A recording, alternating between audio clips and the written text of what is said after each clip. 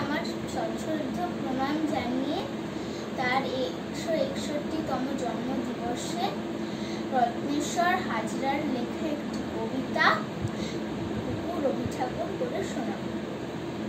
বৈশাখে রোদ জ্বালায় পোড়ায়, শুকোয় নদী পুকুর, হঠাৎ তখন বৃষ্টি হয়ে আসেন রবি ঠাকুর।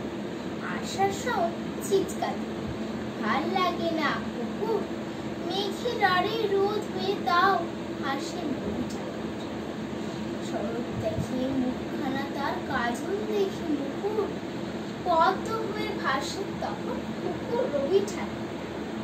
হেমন্ত যায় কেবল পড়ায়, পরে খাজে কুকুর, ভাগ্যি বইয়ের পাতায় পাতায় থাকেন রবি ঠাকুর। শীতের দিনে হালকা পড়া, একটু বেশি খেলা, কুকুর গানে রবি ঠাকুর সকাল সন্ধ্যে বেলা।